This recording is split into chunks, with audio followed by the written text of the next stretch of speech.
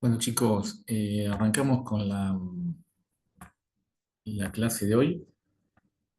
El tema de hoy es, vamos a ver la unidad 9 y 10. La 9, equilibrio químico, y la 10, vamos a ver equilibrio en solución, ¿sí? Sobre todo la unidad 10 está relacionada con el laboratorio del día lunes, que yo les envié el link por mail para que puedan acceder directamente al laboratorio, ¿sí? ¿Recibieron el correo ese con el link del laboratorio? Sí, sí. Sí, profe. Bien. ¿Qué entendemos por equilibrio químico? Vieron que ustedes ya saben lo que es la velocidad de reacción, ¿sí? Ya saben que la velocidad de reacción depende de la variación de la concentración de reactivos o productos en un intervalo de tiempo. ¿Qué es el equilibrio químico? Fíjense que en una reacción, este equilibrio químico sean reacciones reversibles, una aquella que tienen doble flecha. ¿Qué significa? Que estas reacciones, ¿sí?, nunca se completan. ¿Por qué? Porque tenemos una velocidad de reacción de conversión de reactivos a productos, a su vez hay una velocidad de reacción de conversión de productos a reactivos. O sea, los reactivos se convierten en productos y a su vez los productos se combinan entre sí y forman reactivos. Cuando las velocidades de formación de productos se igualan con la formación de reactivos, ahí se dice que se ha alcanzado el equilibrio químico, ¿sí? Y a partir de ahí, como dice acá en la diapositiva, las concentraciones se estabilizan y permanecen constantes. ¿Está bien? Por ejemplo, yo tengo el yodo, se combina con el hidrógeno para formar ácido iotídrico, ¿sí? Esto es lo que yo les digo. Tiempo cero, al inicio, yo solamente tengo los reactivos, que es yodo, hidrógeno, producto cero. A medida que transcurre el tiempo, se va formando un producto, que es esta línea naranja, esta curva naranja, y la concentración de reactivos, tanto de yodo como de hidrógeno, va disminuyendo. Hasta que en un determinado tiempo, todas las concentraciones permanecen constantes, ¿sí? Eso es lo que yo le digo, que en ese momento las velocidades de reacción, de formación de productos y reactivos se igualan. Ahí se dice que se ha alcanzado el equilibrio químico. Esto es lo que yo expliqué recién, cómo disminuyen las concentraciones de reactivos y cómo aumentan las de producto hasta que en un momento se alcanza ese equilibrio y permanecen constantes. ¿Ven? Reactivos, productos, esta es la velocidad de reacción de formación de productos y esta es la velocidad de reacción BI de formación de reactivos. Cuando esas velocidades se igualan, se dice que se ha alcanzado el equilibrio químico. Y a partir de ahí, como venimos charlando, las concentraciones de reactivos y productos permanecen constantes.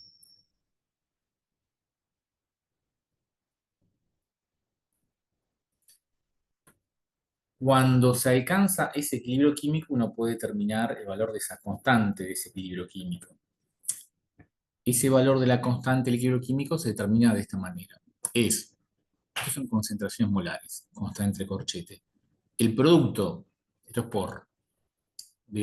el producto de las concentraciones molares de los productos, fíjense que es C y D, dividido el producto de las concentraciones molares de los reactivos.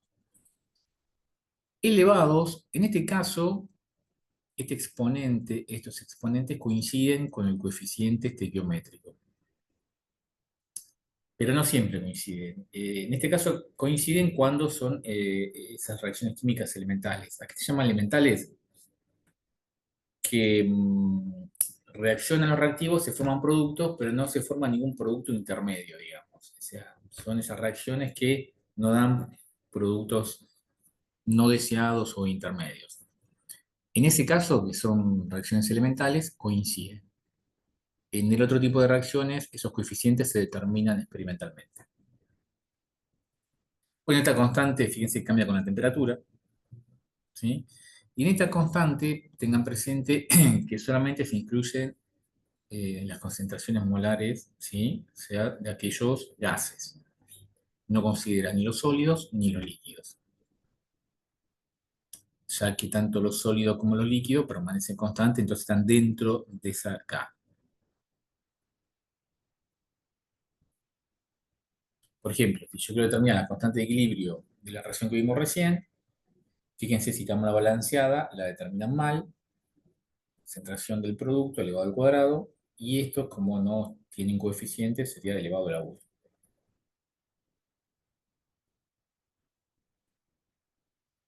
Esto que yo digo acá, es simplemente la balanceé de otra manera, pero en definitiva la ecuación química está balanceada igual. En lugar de poner un 2 en el producto, puse un medio de cada uno en los reactivos y termina quedando uno en el ácido iotídrico.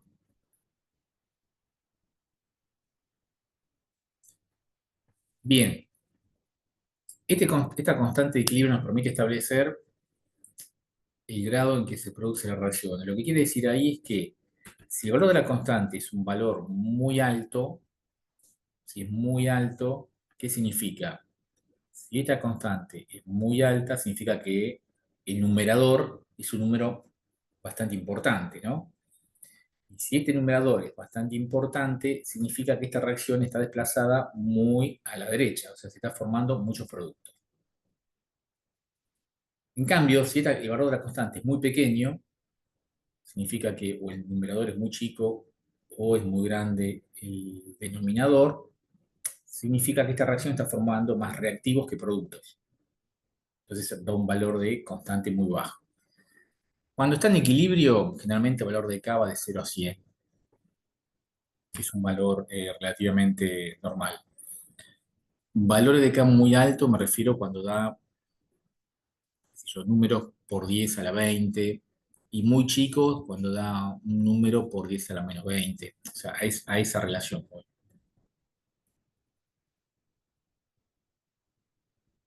Bien, acá tienen una ejercitación, ¿sí? Para determinar el valor de la constante.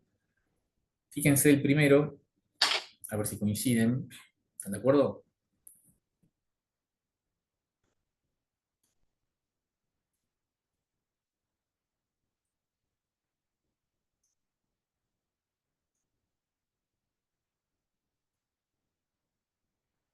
Hola, profe. Hola.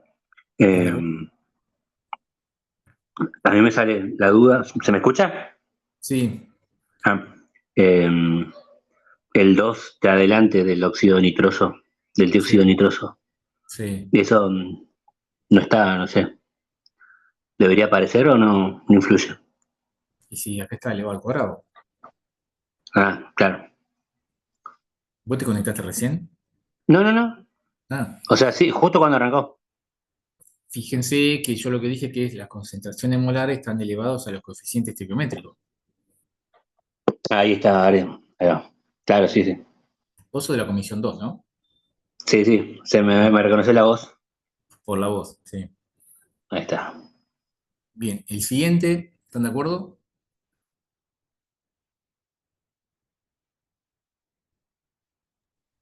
Sí. Sí, sí, sí, sí. El tercero, ¿cómo quedaría? En función de lo que expliqué. Y los sólidos no hay que colocarlos. Bien, entonces quedaría así, ¿están de acuerdo? Sí. Y el siguiente, también, fíjense que aparecen sólidos, quedaría de esta manera. ¿Están de acuerdo?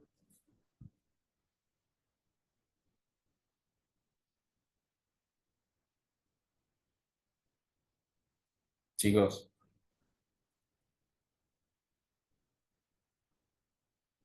Sí, profe. bien. ¿Alguna pregunta hasta acá?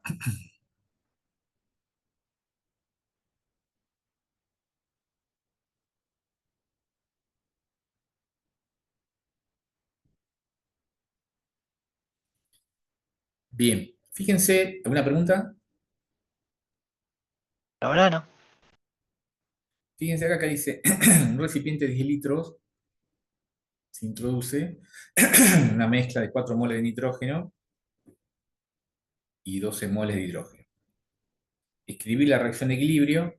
Este signo de pregunta que está acá significa doble flecha, ¿sí? Una flecha que va hacia la derecha, una flecha que va hacia la izquierda. ¿Está bien? Entonces, escribir la reacción de equilibrio. Cuando dice escribir la reacción de equilibrio, significa escribir la... Miren que la ecuación química balanceada, ¿sí? Fíjense que inicialmente, ¿qué me dice? Que tengo 4 moles de nitrógeno y 12 moles de hidrógeno, y de producto, ¿cuánto tengo? 0, ¿están de acuerdo?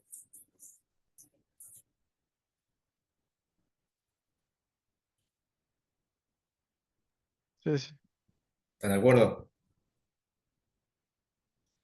En el equilibrio, ¿yo qué voy a tener? Esta diferencia. Tenía inicialmente 4, pero hay algo que se me consume, ¿verdad? Para formar producto. Tengo 12 de hidrógeno, pero hay algo que se me va a consumir para formar el producto.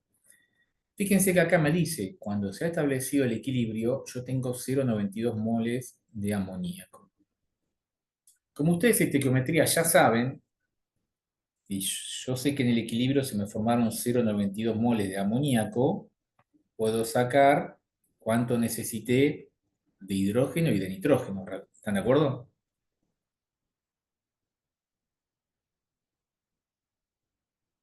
Es estequiometría eso. Sí, Sí, sí, profe. Entonces, si ustedes ven, la relación es esta, ¿no? Un mol de nitrógeno reacciona con 2 moles de amoníaco, ¿sí? 0,92 moles de amoníaco debería dar 1,38 de hidrógeno y 0,46 de nitrógeno. ¿Están de acuerdo? Sí, O sea, eso es estequiometría. Entonces, yo ya sé que se combinaron 0,46 de nitrógeno con 1,38 de hidrógeno para dar esto de amoníaco. Yo inicialmente tenía 4. 4 menos lo que se consumió da 3,54. 12 menos 1,38 da 10,62. O sea que en el equilibrio yo tengo esta cantidad de nitrógeno, esto de hidrógeno y eso de amoníaco. ¿Están de acuerdo? sí. Entonces, me pide ya las concentraciones de hidrógeno y nitrógeno en el equilibrio y la constante K. Yo acá, fíjense que aparece 0,354. ¿Por qué? Porque la concentración molar son moles por litros, ¿verdad?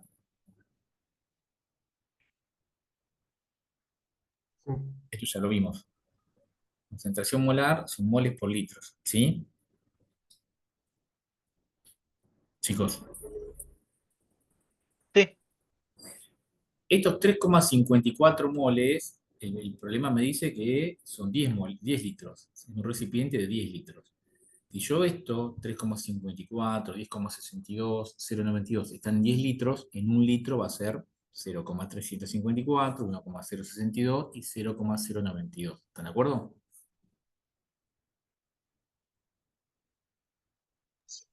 sí. Entonces, yo acá tengo estos moles por litro es la concentración molar, que es lo que yo necesito para calcular la constante de equilibrio. ¿Está bien?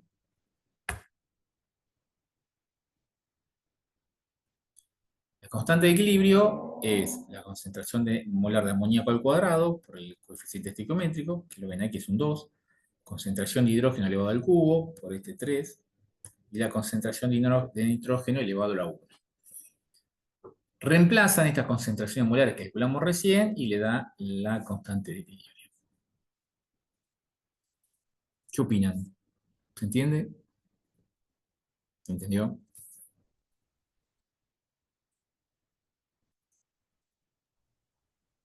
Sí, profe. Profe, yo lo que no entendí, lo de moles iniciales, cero sería cero del producto, ¿no? Al principio. Eso sería, ¿no? Claro. Ahí está. Sí, ¿quién más había preguntado?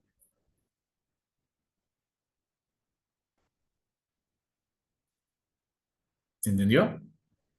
Sí, profe. La duda era la unidad de la constante. Siempre queda eh, así, molar, a la menos Sí, 2. sí, claro, porque son todas concentraciones molares y bueno, vos tenés acá molar al cuadrado y acá tenés al cubo y a la cuarta, bueno, lo cancelás y te queda m a la menos 2. Depende de la ecuación química, digamos. Ah, ok. Pero bueno, son todas concentraciones molares.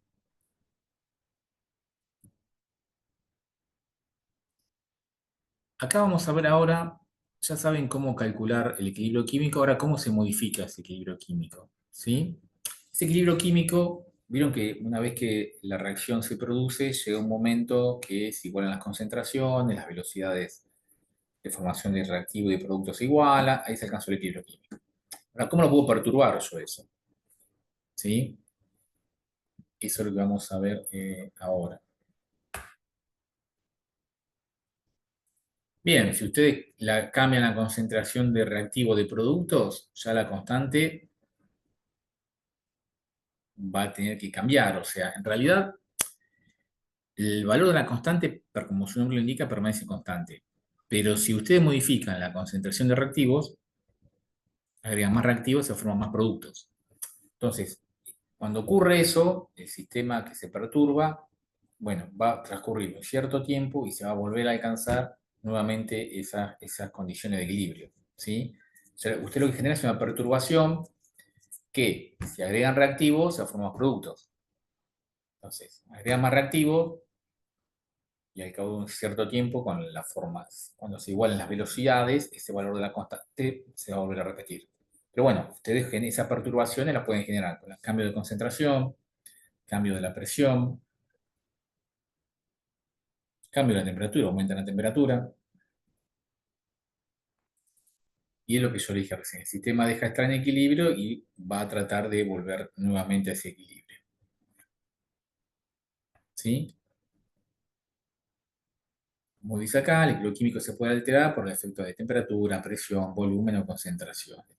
Y ahora esto, lo que vamos a ver es principio de Letelier, que lo que dice es esto, que cuando un sistema en equilibrio sufre una perturbación, como lo que vimos recién, va a evolucionar en el sentido de volver, de contrarrestar esos cambios y volver a llegar a ese equilibrio químico que tenía. ¿Sí? Este es el principio de Letelier. O sea, el sistema recibe una perturbación, entonces la reacción química del sistema va a evolucionar de manera a contrarrestar esa perturbación y alcanzar nuevamente un equilibrio. Eso es el principio de Letelier. Y acá, bueno, habla de lo que vimos recién, la adición de transición de reactivos y productos. O sea, o le puedo agregar reactivo, le puedo quitar reactivo, o le puedo quitar producto, agregar producto, y voy a modificar las concentraciones, y eso ¿qué va a implicar? Que salimos del equilibrio, bueno, hasta que se vuelva a restablecer. Bueno, esto es lo que charlamos recién.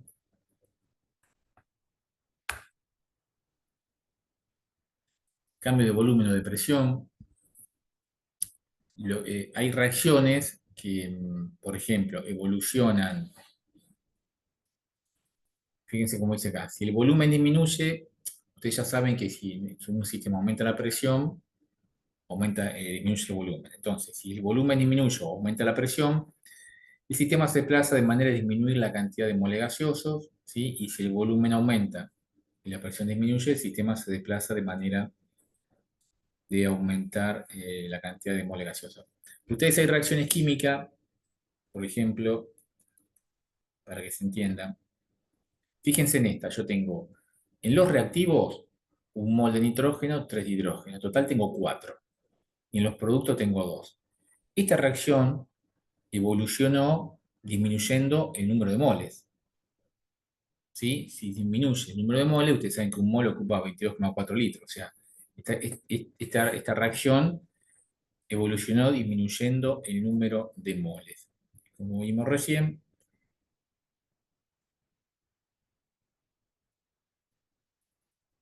ven, si el volumen disminuye, ¿sí? O que es el caso de la reacción esta, o la presión aumenta, el sistema se desplaza de manera a disminuir la cantidad de moles gaseosas. Quiere decir que si disminuye esa reacción, evolucionó disminuyendo el volumen. Por lo tanto, si ustedes aumentan la presión, ¿sí? Están favoreciendo a esa reacción que evoluciona hacia un volumen menor. ¿Sí? ¿Se entiende cómo lo tienen que ver? Sí, profe. Esa reacción, por naturaleza, evoluciona disminuyendo el volumen. Si ustedes aumentan la presión, que provoca una disminución de volumen, la van a favorecer. A eso se refiere. Cambio de temperatura. Bueno, acá ustedes ya saben que si la reacción es exotérmica o endotérmica, la reacción va a evolucionar para un reactivo o producto. Por ejemplo, una reacción exotérmica. Ustedes saben que libera energía, que la variación de entalpía menor a cero. Yo a esa reacción que está liberando energía, si yo su entorno lo enfrío, estoy ayudando a que elimine esa energía, entonces la estoy favoreciendo. Se va a desplazar hacia los productos. Ahora sí, yo al contrario, en el entorno el aumento de la temperatura, dificultando la eliminación de energía de esa reacción, la estoy frenando, digamos. Entonces la reacción se desplaza hacia los reactivos. Bueno, para las endotérmicas el criterio de análisis es el mismo, ¿sí? Son aquellas que necesitan energía, las endotérmicas, por lo tanto, bueno, si yo le entrego energía, la voy a favorecer y se va a desplazar hacia los productos. Favorecer me refiero que la favorezco a que se formen productos. Eso se refiere a favorecer. Por ejemplo, ven, en esta reacción me dice hacia dónde se desplazará el equilibrio. Este tipo de ejercicios, hacia dónde se desplaza el equilibrio en determinadas condiciones, son típicos de parcial, ¿eh? Así que, no sé, anótenlo, tomen apunte, sepan hacerlos. ¿Hacia dónde se desplazará el equilibrio para esta reacción química? Sí. ¿Disminuye la presión o aumenta la temperatura? Tienen que saber que si es delta H mayor a cero, ¿qué es? Endotérmica. ¿O no? ¿Están de acuerdo? Sí, sí. Entonces, esta es la expresión de la constante de equilibrio. Bien, al disminuir la presión, yo que le dije, esta reacción, fíjese, tengo un mol, 2 moles, y tengo un mol, donde está balanceada esta ecuación, tengo 2.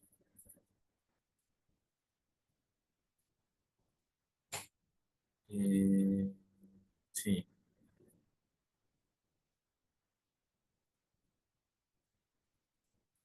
Fíjense en esto, no se confunden que acá está el carbono, está en estado sólido. ¿Qué significa? Que tengo en los reactivos un mol de hidrógeno y en los productos tengo 2 moles, uno de monóxido y otro de hidrógeno. Si yo hago una disminución de la presión, como vimos recién, ¿sí? El equilibrio se va a desplazar ¿hacia dónde? Hacia los productos, ¿sí? Pues esta reacción evoluciona con un aumento de volumen. Si evoluciona con un aumento de volumen, quiere decir que si yo disminuyo la presión, la estoy favoreciendo. Y como es endotérmica, si yo aumento la temperatura, también se desplaza hacia la derecha. ¿Están de acuerdo? ¿Se entiende? Sí. Este tipo de ejercicio tienen que saber hacerlo, ¿sí? Bueno, el principio de Chetelier, ya lo vimos. Bueno, algunas aplicaciones y de la industria, por ejemplo, para saber el desplazamiento de equilibrio, ¿sí? Hacia la formación de productos. Por ejemplo, en determinada síntesis, por ejemplo, acá de formación de amoníaco, bueno, está sabiendo que es exotérmica, ustedes saben que la pueden favorecer en determinadas condiciones, baja temperatura, aumento de presión. Aumento de presión, ¿por qué? Porque tengo 4 moles en los reactivos y 2 en los productos. ¿Sí? Esto es un modo de una aplicación. ¿Está bien? Una pregunta de esta parte. Tienen que saber qué es el equilibrio químico, saber cómo se alcanza el equilibrio químico, tienen que saber el principio de Letelier, que ustedes provocan una perturbación y el sistema va a evolucionar de manera de contrarrestar ese cambio. Y después tienen que manejar bien este tipo de ejercitación. Bueno, saber expresar la constante de equilibrio, cómo se calcula, que en el estado sólido no aparece, en líquido tampoco.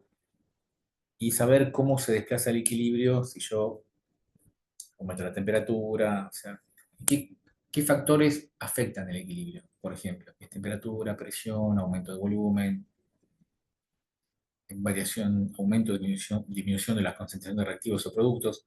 Todas esas variables modifican el equilibrio y saber hacia dónde se desplaza. Aumento de la concentración de reactivo, hacia dónde se desplaza la reacción. ¿Sí? Saber una constante de equilibrio alta, hacia dónde está desplazada la reacción, que eso charlamos recién.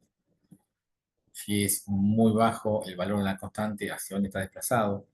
Siempre bajo me refiero exponentes a la menos 10, menos 20, altas me refiero por exponente 10 a la 10, a la 20, y condiciones de equilibrio la constante está entre 0 y 100 aproximadamente. ¿Una pregunta?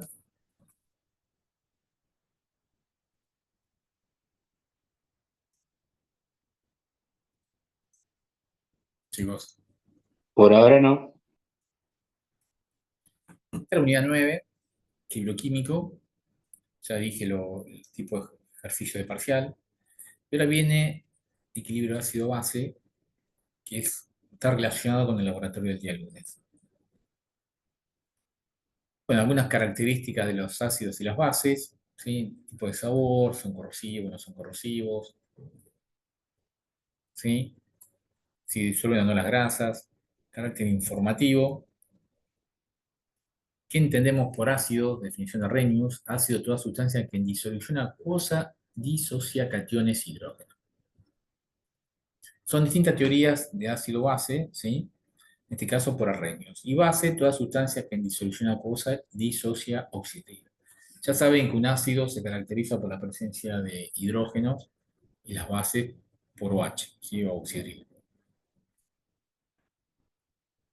¿Ven cómo se disocia? Ácido clorhídrico, ácido sulfúrico y las bases, hidróxido de sodio. ¿Sí? Ustedes ya saben que un ácido y una base se neutralizan, ¿sí? Dando una sal más agua. ¿Ya lo vieron?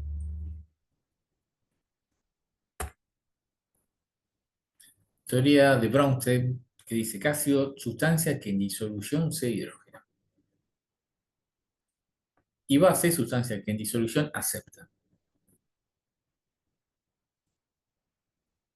¿Sí? Siempre una sustancia se comporta como ácido, que se de hidrógeno, va a haber otra que los acepta. Cuando un ácido pierde un hidrógeno, se convierte en su base conjugada, y cuando una base captura un hidrógeno, se convierte en su ácido conjugado. Esta es la misma teoría, fíjense las diferencias, ¿no? Acá se ve en el tema si acepta o no eh, hidrógeno.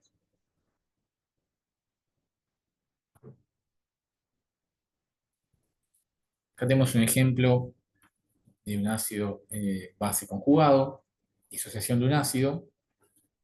¿Ven? El ácido clorhídrico se forma ion hidrógeno más cloruro. Y acá el agua actúa como base y el ácido clorhídrico, al perder el hidrógeno, se transforma en cloruros, o sea, como base. Eso significa, ¿qué pasa? Que uno al recibir el hidrógeno, ahí actúa como una base, como un ácido, y cuando lo cede, ¿sí? Es la base conjugada. Por eso la explicación del agua.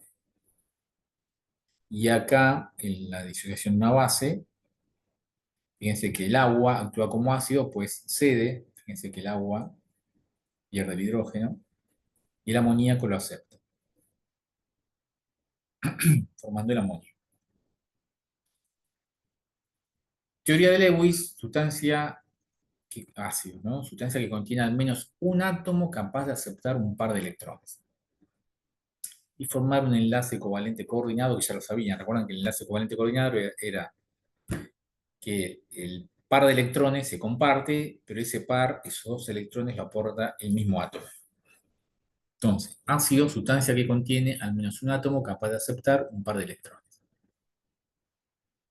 Base, una sustancia que contiene al menos un átomo capaz de aportar un par de electrones. O sea, la base aporta el par.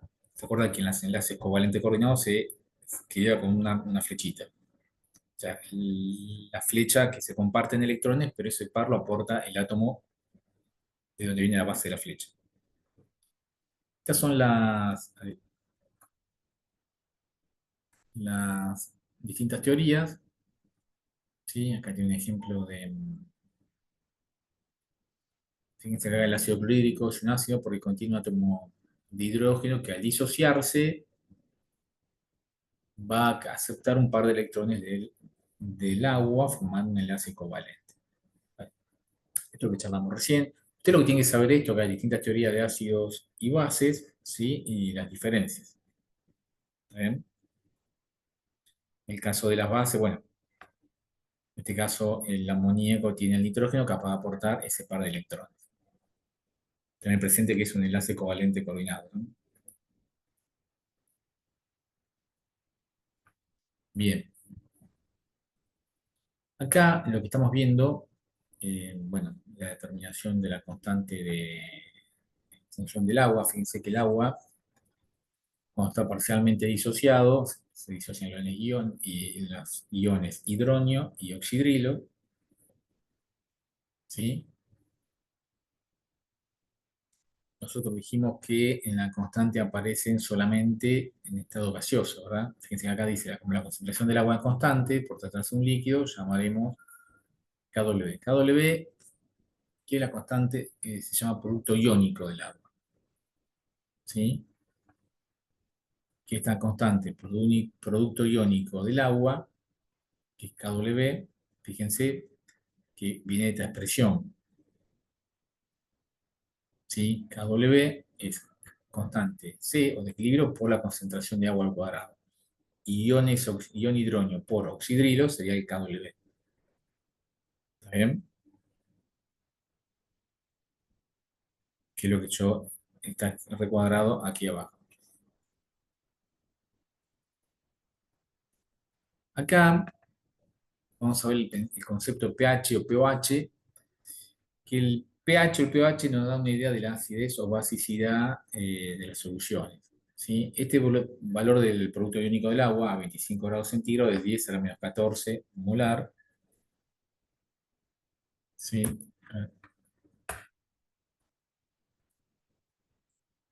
En el caso del agua pura, ¿sí? En el caso del agua pura, nosotros presuponemos y sabemos que la concentración de iones hidronio y oxidro son iguales, de ahí viene la neutralidad del agua, ¿sí? Pura. Entonces, ¿cómo se define el pH? Como el menos logaritmo de la concentración molar de iones hidronio, ¿sí? Para ácidos el pH menor a 7, base mayor a 7 y para neutros pH igual a 7. Esta es la escala de pH, que va de 0 a 14. Que ver con medir nosotros. Vamos a medir el lunes. Algunos ejemplos de pH. Jugo de limón, cerveza, leche.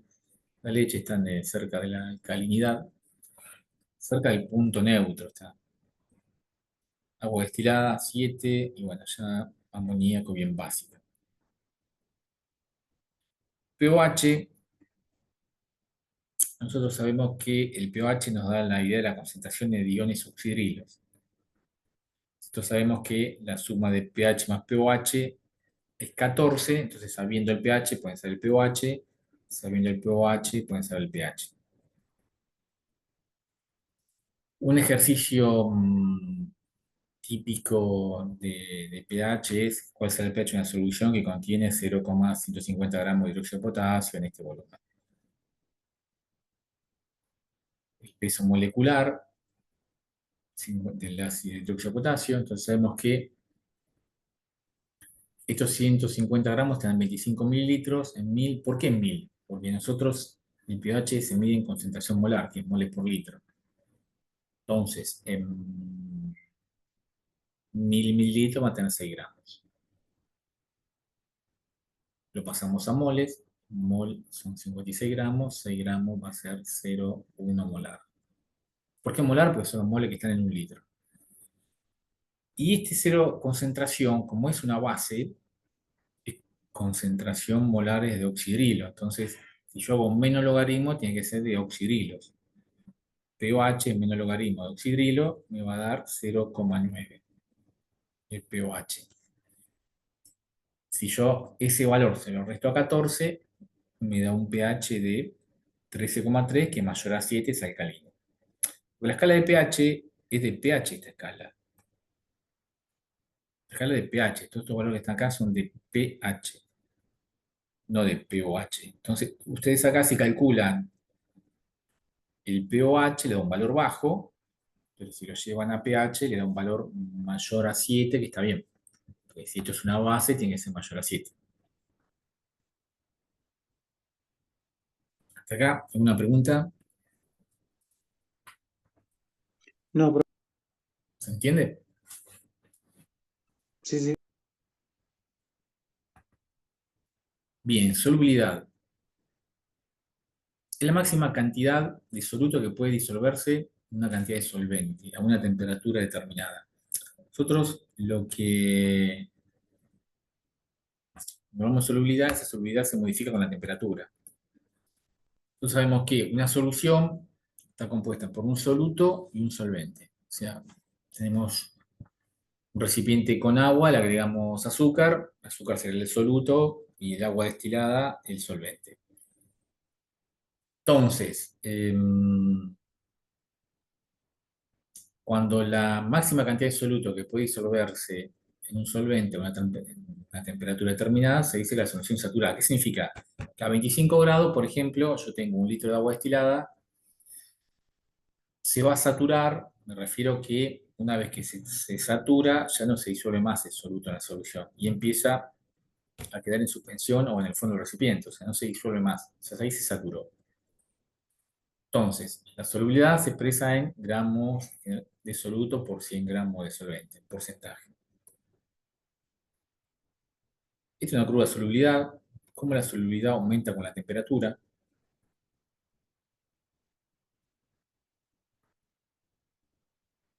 Saturada, lo que vimos recién, contiene la máxima cantidad de soluto que un disolvente puede disolver a una temperatura. No saturada es porque estamos lejos de ese punto de saturación, ¿sí? Por ejemplo, si yo tengo un litro de agua destilada y le quiero disolver, se satura con, supongamos, ¿no? Estoy tirando un ejemplo, se satura con 10 gramos de azúcar. Usted le agrega una cucharita, no está saturada, es más, está diluida. Estamos lejos del punto de saturación. A medida que no, le vamos agregando azúcar soluto, nos acercamos al punto de saturación, se dice que la solución está concentrada. ¿Sí? Y soluciones sobresaturadas son aquellas en que tienen más soluto que el que debiera tener en esas condiciones. Por ejemplo, yo tengo un litro de agua y yo sé que se saturó con 25 gramos de azúcar a 25 grados. ¿Yo qué hago? Aumento la temperatura, una vez que se saturó, aumento la temperatura, entonces con la temperatura, a mayor temperatura, la solubilidad aumenta. Entonces permite que yo les pueda seguir agregando soluto, pero yo ya la voy a saturar a 40 grados. Si yo después la enfrío y la vuelvo a llevar a la temperatura que estaba inicialmente, entonces uno dice, bueno, tiene una cantidad de soluto disuelta mayor que a esa temperatura, que la que debiera tener esa temperatura. ¿Pero por qué? Porque yo hice un artilugio ahí. ¿Qué hice? Le aumenté la temperatura, le seguí disolviendo absoluto, después la enfrié. Por eso se llaman sobresaturadas. Pero esa condición de sobresaturado es inestable, porque yo lo toqué al recipiente, precipita todo el exceso. Pero bueno, es una forma de llegar a una solución sobresaturada, ¿sí? Experimentalmente. ¿Está Profe, bien? una consulta. Sí. Cuando hablan de monoinsaturadas, ¿qué significa? Monoinsaturada. Me parece haber escuchado, no sé, leer en algún lado. Monoinsaturada.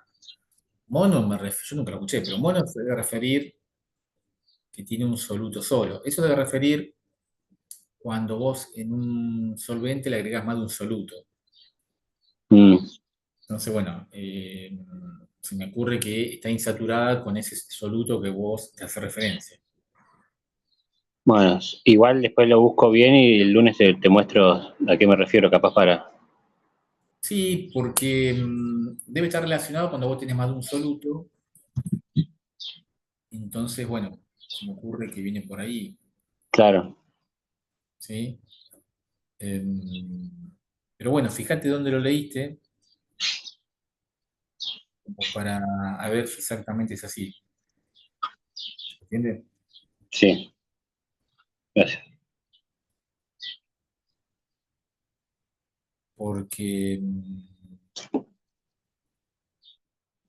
monoinsaturada, me dijiste.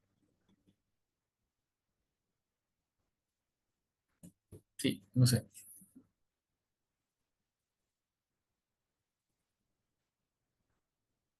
Bien. Bueno, acá estamos hablando bueno, lo que vimos recién, del KPS o producto de solubilidad. Vamos hablando de las solubilidades, ¿sí? Este valor de KPS nos da una idea de la solubilidad de un compuesto iónico,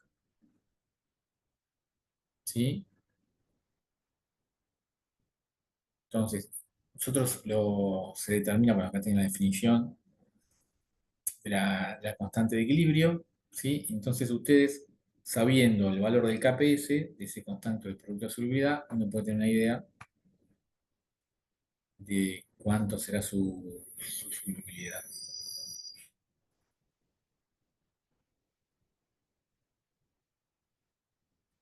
Bueno, acá tienen un par de ejemplos, ¿sí? Disco de plata, sólido, y bueno, los distintos valores del KPS.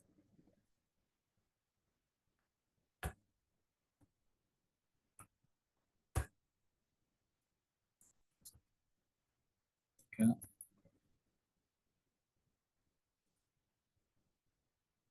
Bien. ¿Una pregunta?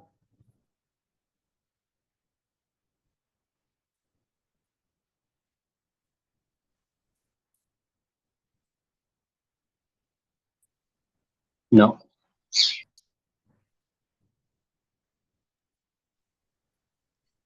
Ya sería la última clase de teoría, ¿sí? Porque ya el lunes es el laboratorio y ya está. Y el otro lunes es el parcial.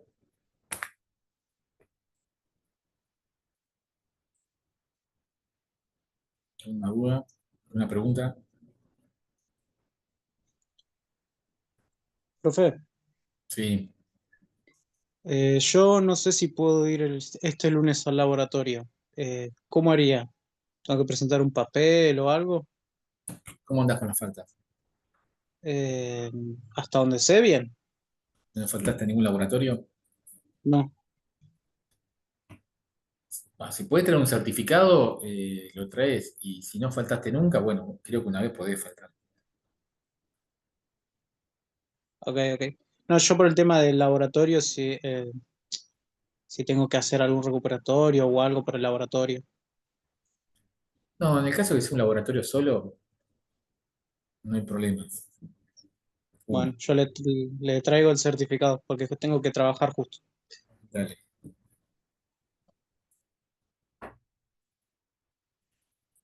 ¿Alguna otra pregunta? sobre el parcial va a ser a partir de calorimetría, ¿verdad? De ahí hasta acá. O sea, todos los temas que no entraron en el primer parcial. Claro. Eh, Desde ahí en adelante hasta lo de hoy. Profe, una consulta. Porque Soluciones entró en el recuperatorio del primer parcial, pero en el parcial original no entró. Bueno, ¿Entraría? Si entró en el recuperatorio, era la primera parte. Entran los temas de la parte 2. Todo lo Ok, que, todo lo que es parte 2 o módulo 2, todos esos temas entran.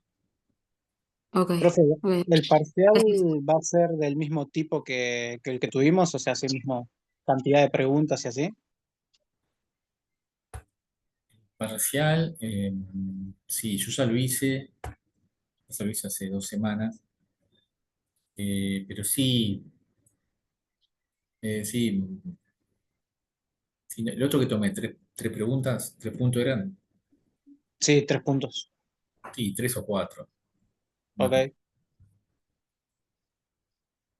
¿Y el jueves que viene va a haber algo a esta hora? Y jueves que viene, em, voy a hablar con Maite a ver si o hacemos consultas o igual está Pablo a las 6 de la tarde. Tengo que ver el lunes con Maite.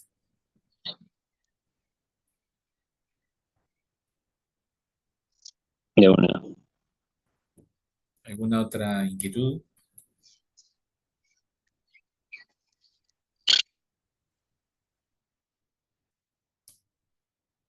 Una pregunta de, no sé.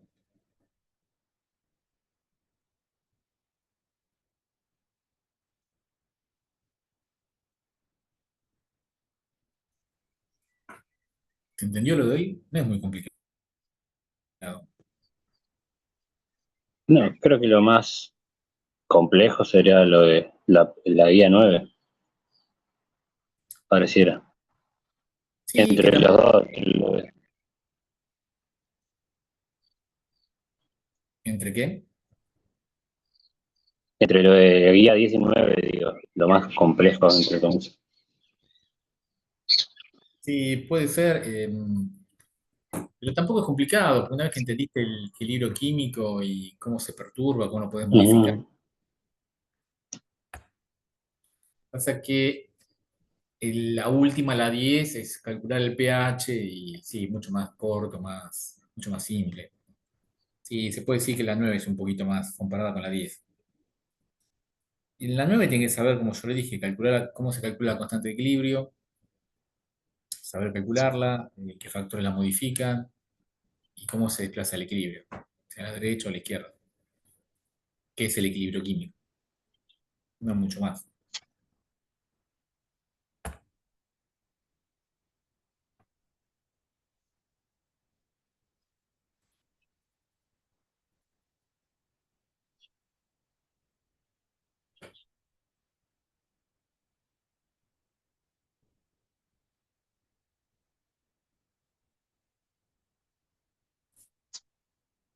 Sí, a mí me falta ver la clase del jueves pasado, pero dentro de todo Pues estoy un pasado, poco... eh, bueno, tenés el fin de semana, sábado a la noche. Sí, En lugar de mirar Netflix, agarrás la cuota de Netflix y me miras a mí. de una, de una. Después le voy a pasar el canal mío de YouTube, así cuando están aburridos.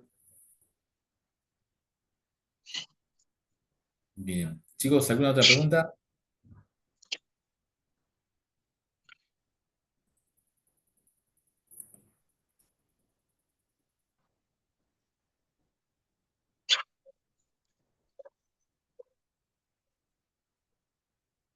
Lean el laboratorio antes del lunes, ¿eh?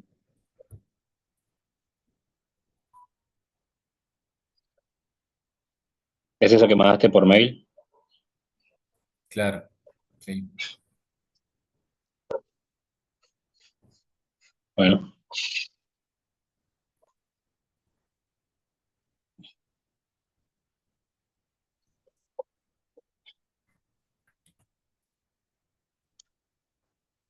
¿Alguna pregunta? Sí.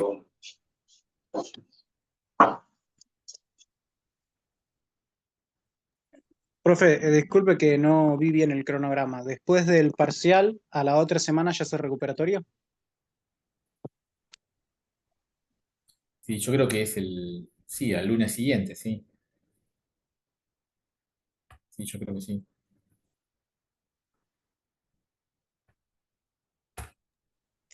una vez aprobado ya está, no es necesario seguir yendo a las clases. Una vez que aprobaste, tienes todo aprobado, laboratorio, todo, ¿no? Ok, ok.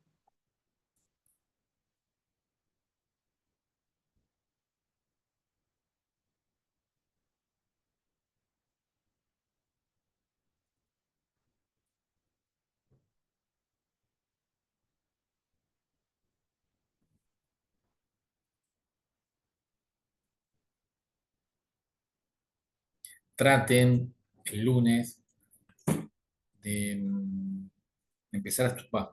Aquellos que puedan, empiecen a estudiar, cosa que el lunes, además de hacer el laboratorio, por última pueden hacer alguna consulta de los temas del parcial. ¿Sí? De buena.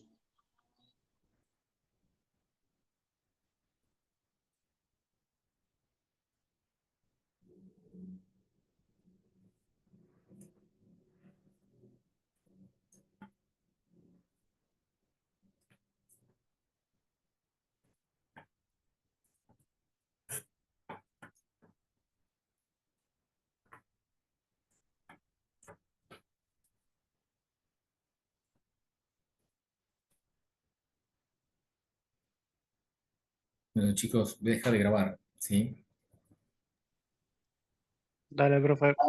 De buena. Eh,